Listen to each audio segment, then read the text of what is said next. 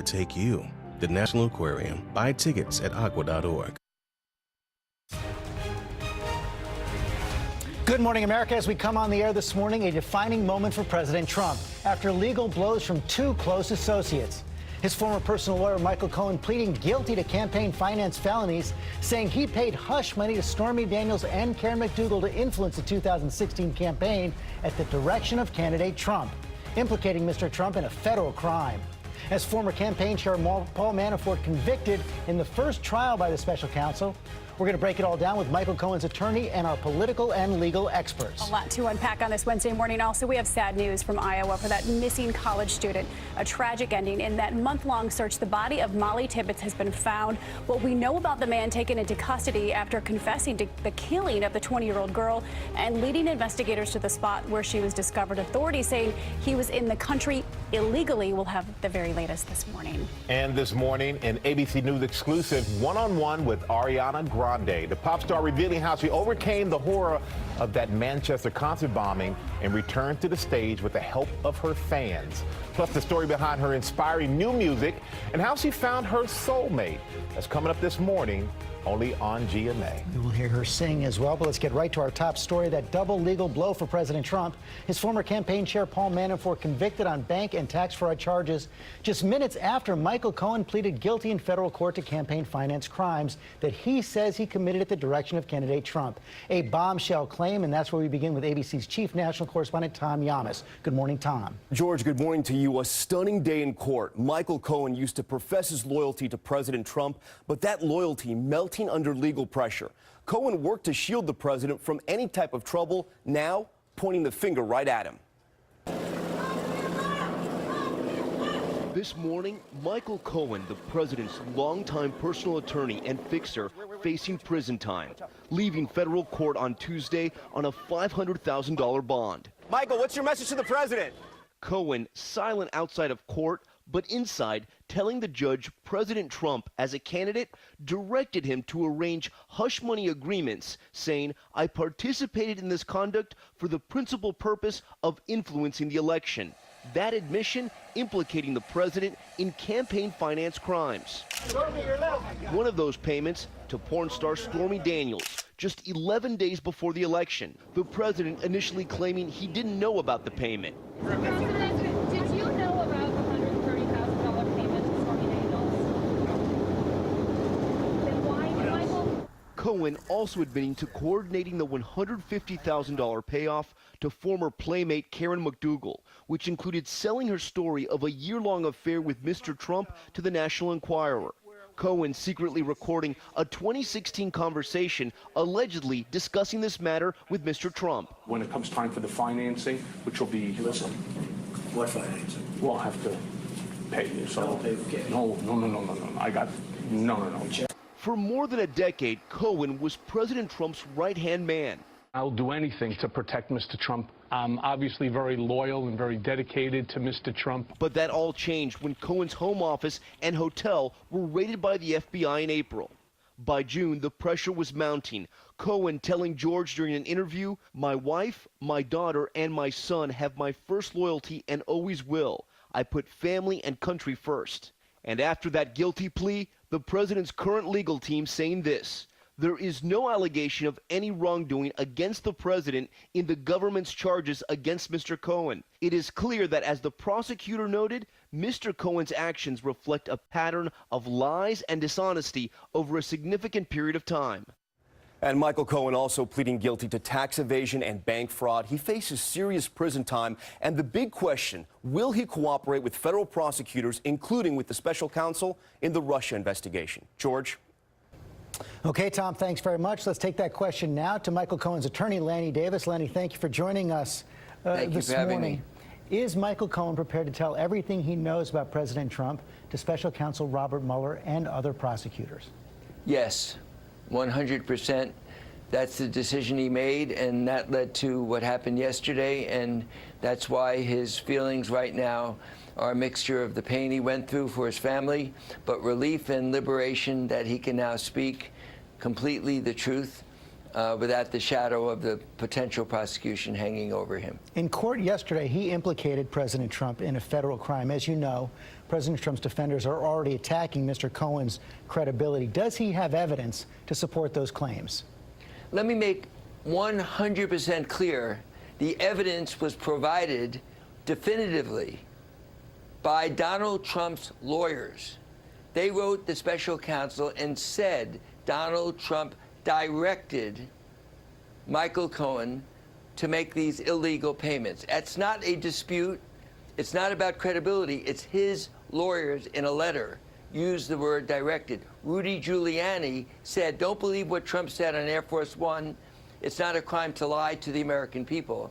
And he said Donald Trump reimbursed Michael Cohen. So to be clear, if Michael Cohen committed a federal crime at the direction of President Trump, does that mean President Trump committed a federal crime? President Trump committed a criminal act that corrupted our democracy. That's what the campaign finance laws are about. The same way that the Russians, complicit with WikiLeaks and evidence that members of the campaign at least facilitated that conspiracy. You say that Michael Cohen is now liberated to tell the truth about President Trump. You just said he implicated President Trump in a federal crime. Can he implicate the president in other crimes? I don't know yet. I know that he needs help from the American people who have a vested interest in avoiding a president who commits crimes and denies Russian interference. What information does he have about the president?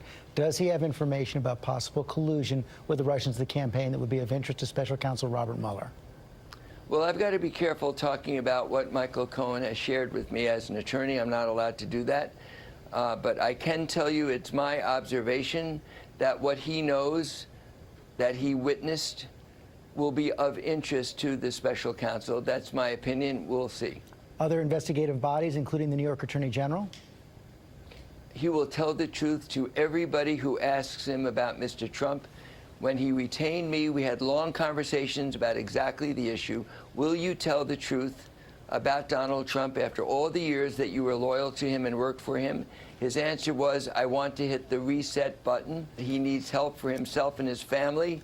And the Michael Cohen truthfund.com go-to site is for the American people who want to help Michael Cohen tell the truth.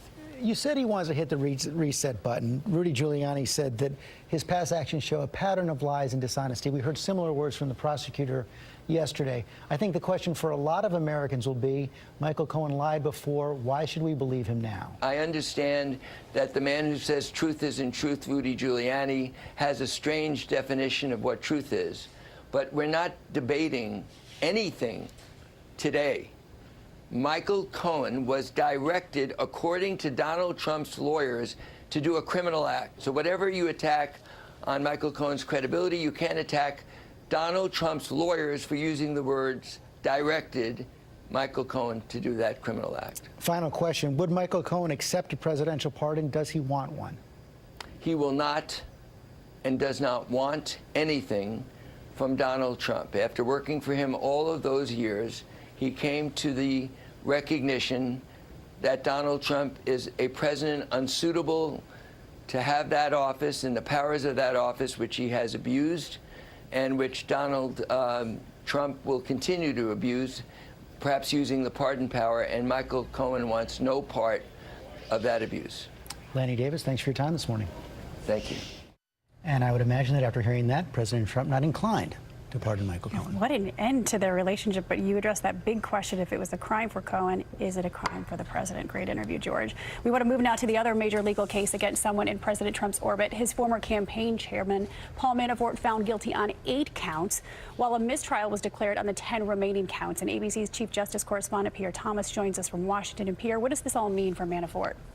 Paula, good morning. The former chairman of the Trump campaign is now a convicted felon, facing a maximum of 80 years in prison. The jury convicted him of 8 felonies involving tax evasion, bank fraud, and failing to disclose an overseas bank account. So despite failing to convict on those 10 other charges, the jury nonetheless issued a stinging verdict, Paula. And we're still talking about the Russia investigation. Right. What does Manafort's conviction mean for the Russia investigation going forward, Pierre? Well, this was an important win for Robert Mueller. Remember, Manafort was at that meeting at Trump Tower when the Russians came in promising to give dirt on Hillary Clinton. And what Manafort may know about Russian collusion is a major reason why federal prosecutors keep putting such incredible pressure on him. The president is well aware of all this pressure. He does not like it. And yesterday he again indicated Manafort has been treated unfairly. And a presidential pardon has not been ruled out in this case. Let's send things over to... This has nothing to do what they started out looking for Russians involved in our campaign. There were none. I feel very badly for Paul Manafort. This is far from over for Manafort. He faces yet another trial set to start on September 17th.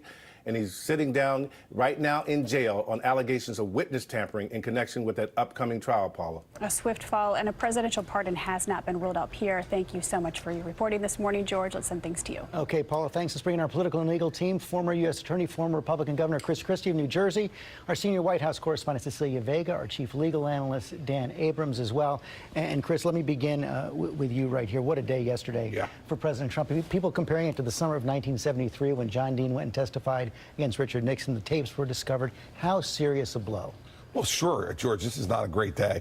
It's a bad day for the president, and I'm sure he understands that. But I think what we also have to have some perspective on is there's a long way to go here.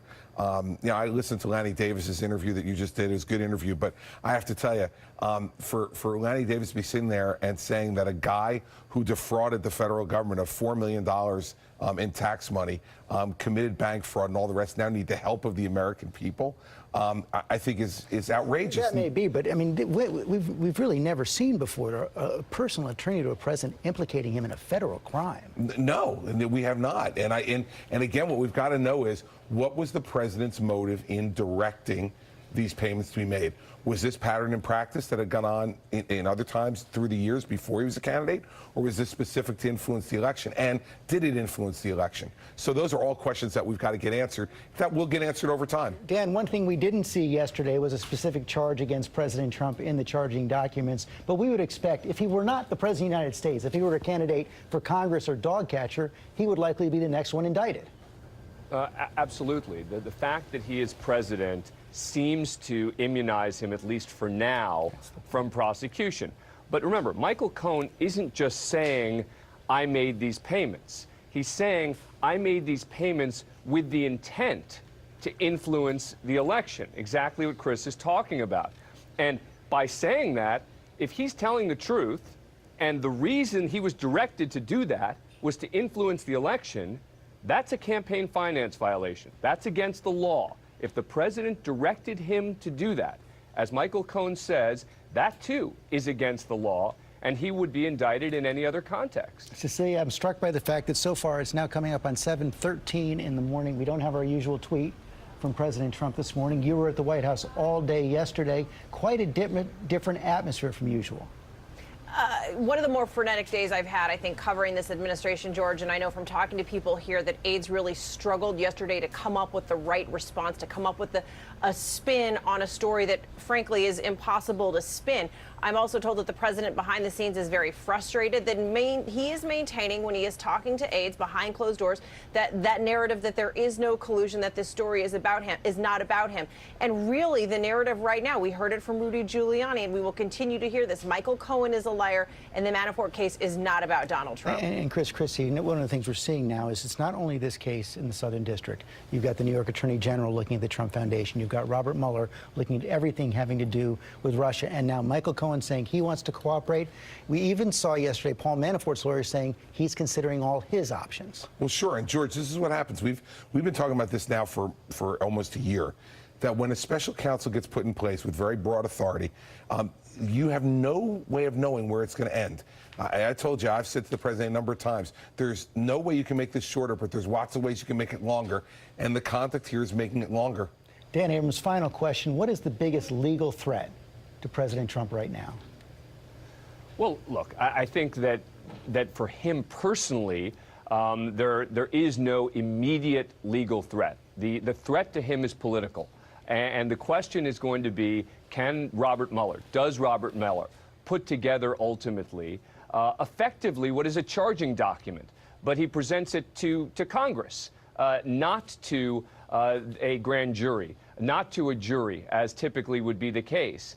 And that's the real danger for him. I think it's important to note, though, that the prosecutors who have been going after Michael Cohen are not Robert Mueller's team. This is not part of the alleged witch hunt. These are prosecutors who report directly to Jeff Sessions, the Attorney General. So that's a different group of prosecutors and a different investigation. And all of this puts impeachment front and center in the midterms. Chris Christie, Dan Abrams, Cecilia Vega, thanks very much.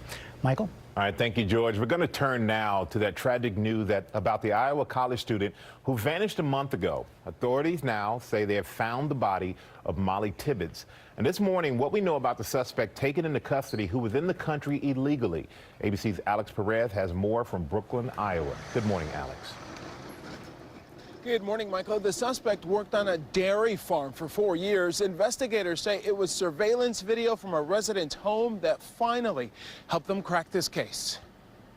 This morning, the tragic ending Molly Tibbetts' family most feared. Investigators recovering a body early Tuesday, charging this man, Christian Rivera, with first-degree murder. In one aspect, it's been able to be resolved, but again, not the outcome at all that any of us wanted. Obviously, Molly's family. Rivera confessed to the crime, according to investigators. Officials believe the 24-year-old abducted Molly while she was out for a run back on July 18th. He ran alongside of her or behind her, and then she took off running. He in turn chased her down. Investigators say the suspect led them to the remains found in a cornfield about 10 miles outside of Brooklyn, Iowa, where she was living. She was found in a cornfield, and there were corn stalks placed over the top of her. Rivera, who authorities say is in the country illegally, spent the last several years working in Iowa. His employers telling ABC News Rivera worked at Yarraby Farms for 4 years and was vetted through the government's E-Verify system. President Trump talking about the arrest at a rally in West Virginia. You heard about today with the illegal alien coming in, very sadly from Mexico, and you saw what happened to that incredible, beautiful young woman. For 34 days, authorities worked around the clock to find the 20-year-old. Authorities searching rural farms and properties and location information from her Fitbit. Investigators say it was surveillance video from a resident's home that finally helped lead them to Rivera. And the suspect is set to make his initial appearance in court later this afternoon. If convicted, he could face up to life in prison. Michael? All right, thank you so much, Alex. Definitely not the outcome anyone was hoping for. Now we're going to go over to Ginger, and Ginger, Hawaii is bracing for a very strong hurricane. Michael, now Hurricane Lane is making history this morning. It is the strongest Category 5 that has ever gotten this close to Hawaii. So it is a really stunning image to see it there, swirling west-northwest toward those Hawaiian Islands. And even though it will weaken, we've got hurricane warnings for the Big Island, hurricane watch for most of the other islands, and flash flood watches across all of them. The impacts will be up to 25-foot swells on south-facing beaches of all of the islands, flash flood watches meaning up to 20 inches of rain. They just updated this path. It's a little farther west, which is good news for any of the eastern islands. Not great for Kauai. Kauai is one of the places we have seen landfall in the past 2 times. All right, let's get to the rainy cities now, sponsored by Liberty Mutual. You're turning onto the street when you barely clip a passing car. Minor accident, no big deal, right? Wrong. Your insurance company is going to raise your rate after the other car got a scratch so small you could have fixed it with a pen. Maybe you should take that pen and use it to sign up with a different insurance company. For drivers with accident forgiveness, Liberty Mutual won't raise their rates because of their first accident. Liberty Mutual Insurance. Liberty, liberty, liberty, liberty.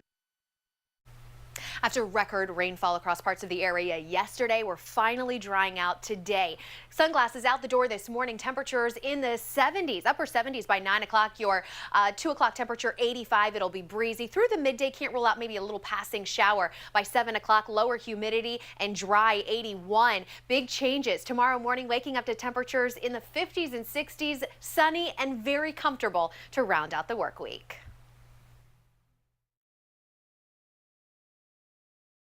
Coming up, my exclusive one-on-one with pop star Ariana Grande, sharing her struggles after the Manchester concert bombing and how she got through it all.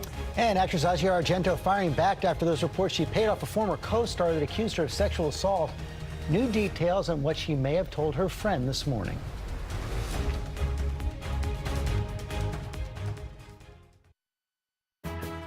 People are taking steps to fight type 2 diabetes with fitness,